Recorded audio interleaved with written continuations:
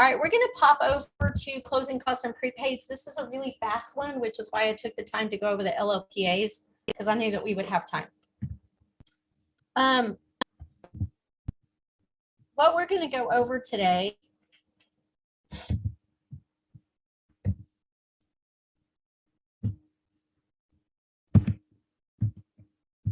oops, went too fast. A loan estimate versus a loan cost approximation. Loan estimate examples, and let you see what a cost approximation looks like. Rates, cost, and programs, which we just covered. If I were to go in there and I would have changed that to FHA or VA, you would see that there are different adjustments for each one of those loan programs based on credit profile, because all have their own risk tolerance. We're going to talk about seller concessions, the VA non-allowables, the minimum contributions, and all of that stuff that you guys need to know in order to answer people's questions. There is a difference in a CD and the LE. So I want you guys to be familiar with that too, and how to notice your cash to close. All right, so a loan estimate. I don't remember how many years ago it was only a couple of years ago that we went to the loan estimate.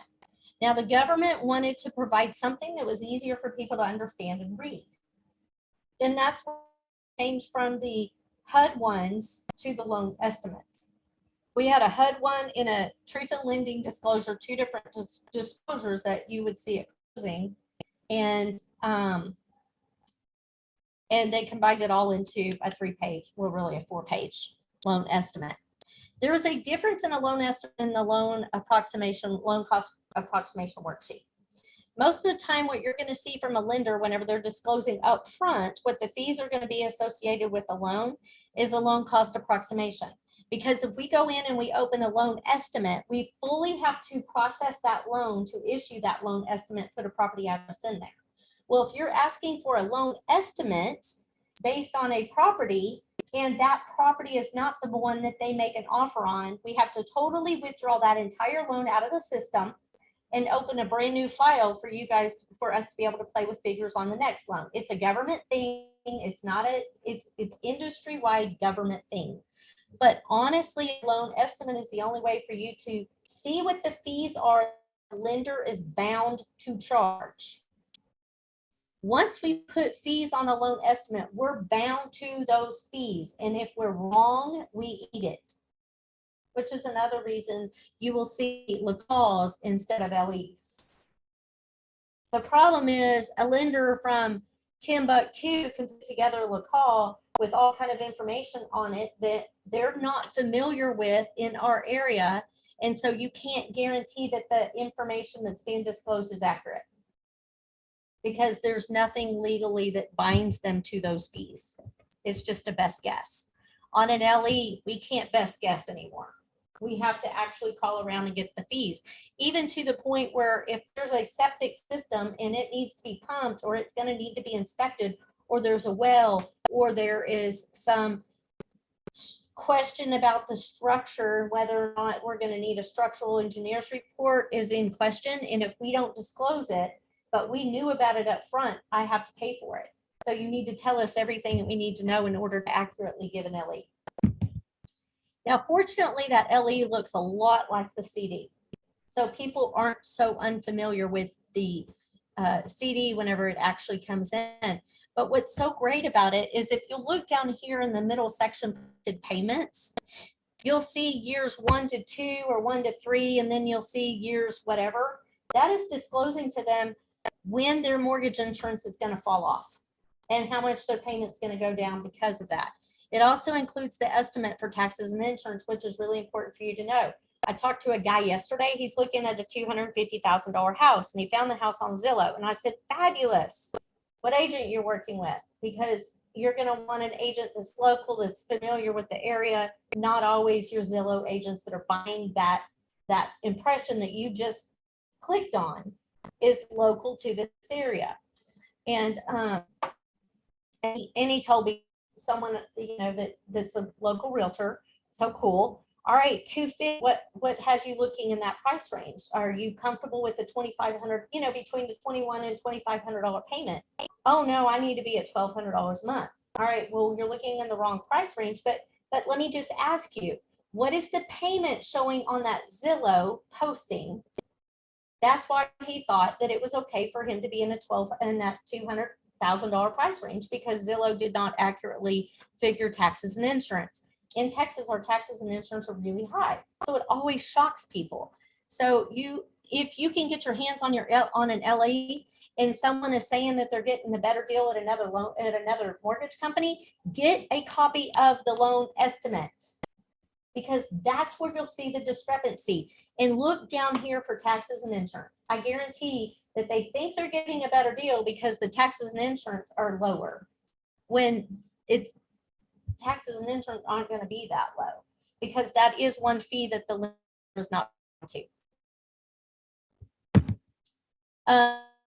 The other area to look, so not only are you going to see that discrepancy in the taxes and insurance on this first page, but whenever you go over to the escrow side of things, and this is pretty small, you'll see on the recurring means that they're going to pay this fee over and over through the life of the loan, so it's recurring.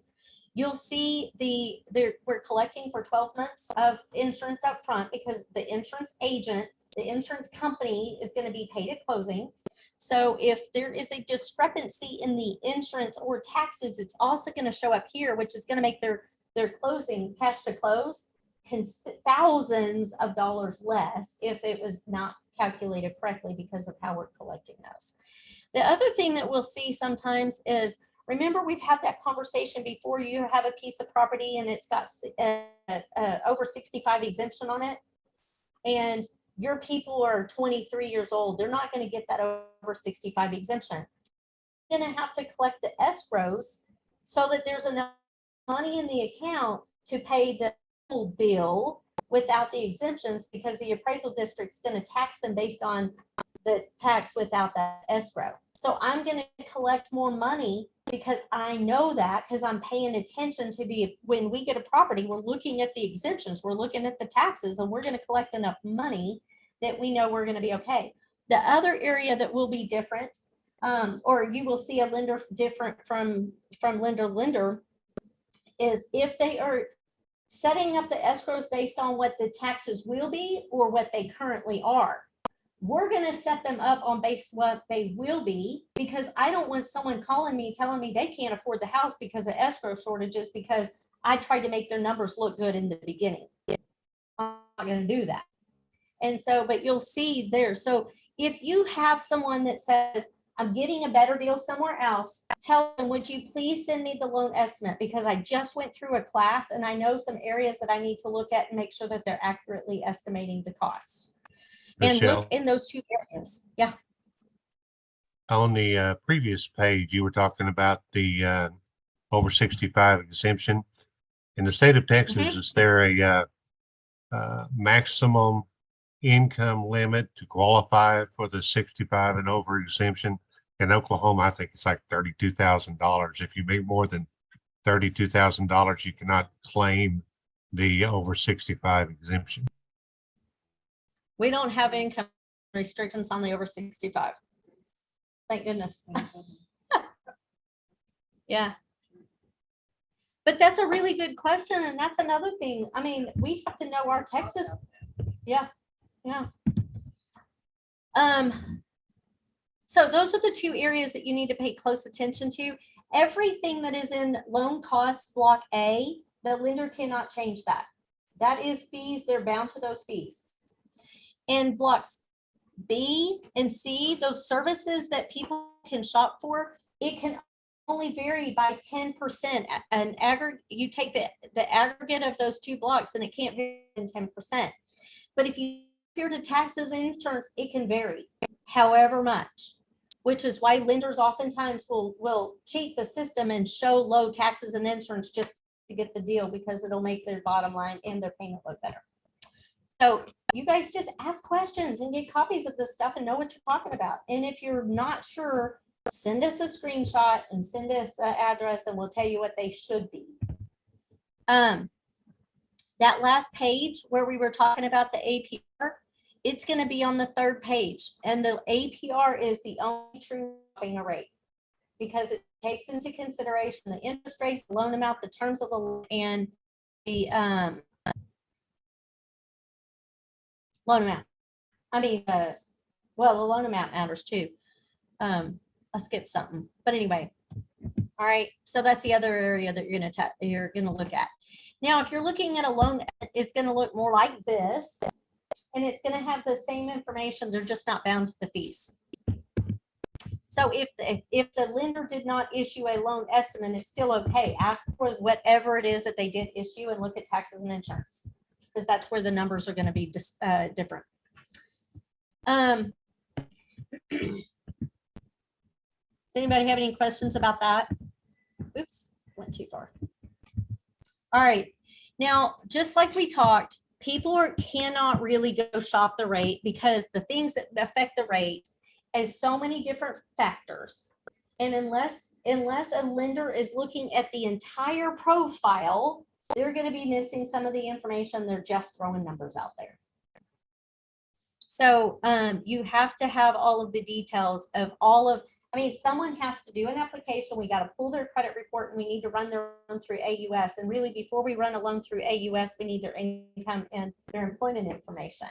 And then we can give them an accurate interest rate based on today. By the time they go under contract, it could be different. And if anything that they do changes their debt to income between the time they started house shopping and the time you find them a house, it could be that the cost of that rate is even more because maybe they bought a car, or maybe the cost of the rate's even less because they traded in a car and lowered their payments. That stuff is going to matter. So when you're talking to people, again, get on your phone, get on text, get on emails, and go, listen, there's some really great changes that have just happened. But there's also some changes that kind of scare me just a little bit. And we've been house hunting for a long time. Please get a hold of your lender and have a conversation and make sure nothing has changed in your pre-approval.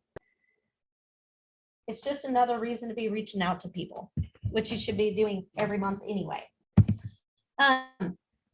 We went over the grid, so you guys have an idea how that works. This is now needs to be updated based on the new grid.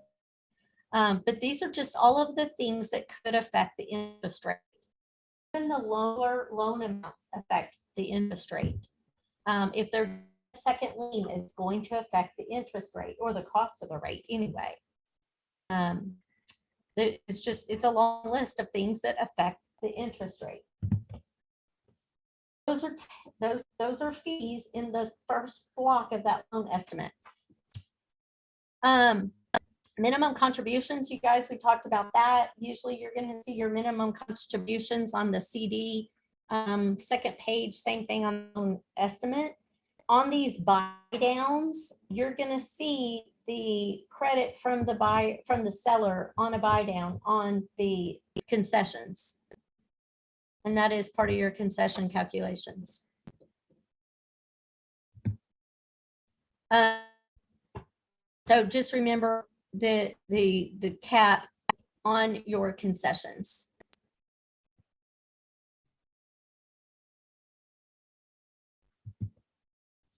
The non-allowable fees that you'll hear on VA loans are basically third-party fees that the veteran can't pay. VA says that the veteran can pay up to 1% of the loan towards their VA non-allowables as long as they're not paying an origination fee. So calculation can kind of get a little funky. So if you're not sure, just run it by us. Closing disclosure.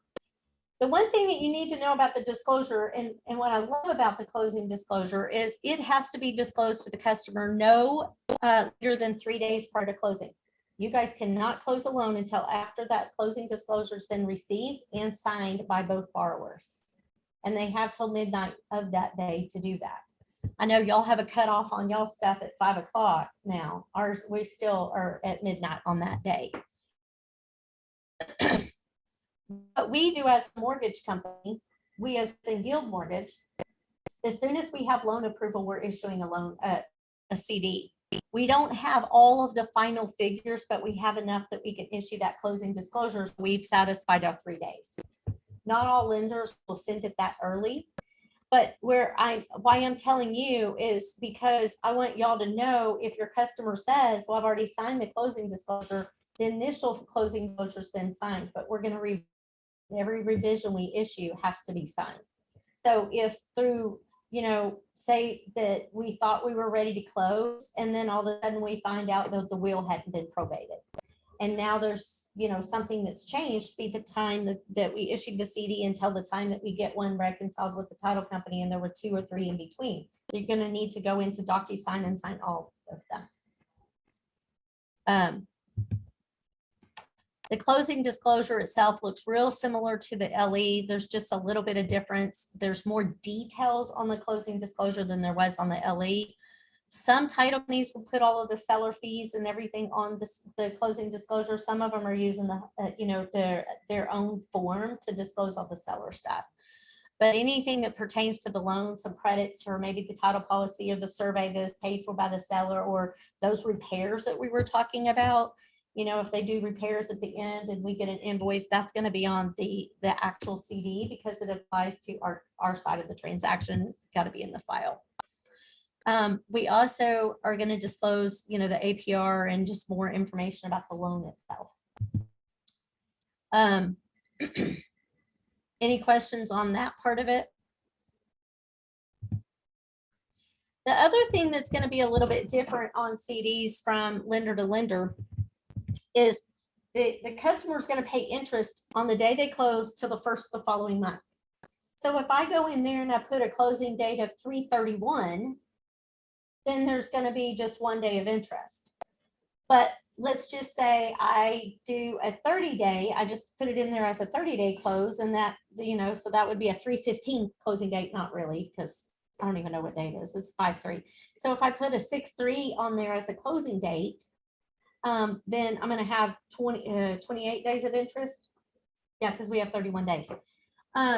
So that interest, it adds up. So the other area for you to look, if someone says, well, I'm getting a better deal somewhere else, look at their loan estimate or look at their loan cost approximation and look at the interest that they have put in there. Because it might be that mine shows a little bit higher cash to close, but it's in the taxes, insurance, and interest. So you got to strip that stuff out in order to see really where the differences are. And then you've got all of the same information. We have some handouts that we'll send out to you guys as part of the flip, that you have something in writing about all of this, plus a copy of the slides. Danny likes the playback, so we'll send that playback out. And I think I've addressed everything that I can think of, but what other questions do y'all have in regards to closing costs, prepaids, and how all of that's calculated, or even the interest rates? Guess what? I have a question. Good, I like your questions, but you muted yourself. Actually, I have 2. But Okay. the first one is, you said they put out the closing disclosure 3 days before closing. Is the closing date the 3rd day? Closing date's the 4th day. Okay. And then secondly, going back a few slides, you were talking about the seller concessions. If X percentage equals X percentage on the loan value or the loan percentage. Say we're dealing with a client that's going through Rocket Mortgage, and the loan officer says, well, we have to have $6,000 sellers concessions. Can we assume that that's going to throw them into a certain rate? No, I mean, it shouldn't throw them into anything. The only thing you need to look at is make sure that 6% doesn't exceed whatever is allowed for that loan program, but 6,000 is not going to exceed any of them. Okay. And normally, as in your world versus my world, if you're asking for $6,000 in sellers concessions, that doesn't include patio furniture value, does it? Well, no. I mean, If you put in there non-realty items and you say patio furniture, then the patio furniture is going to be, we got to have a value of the patio furniture, and the 6,000 plus the patio furniture can't exceed whatever the limit is for that program. Perfect. Thank you. But So we one will thing have I to did, see the non-realty addendum. yeah, they need to have a Yes. garage sale, and they just need to buy it from the garage sale. Do what? Yeah. And that concession is going to be based on the loan amount, not the sales price. So if you have a $234,000 loan amount on a $250,000 deal, your 6%, the max concession is going to be based on that $234,000. Now, what you will see sometimes on those closers, instead of a lump sum of $6,000 given from the buyer to the seller or from the seller to the buyer, you'll see that we moved fees over and had to set the fees. And if that's the case, it's because we are hitting a threshold, a ceiling on the APR for state limit. Texas has some real quirky laws.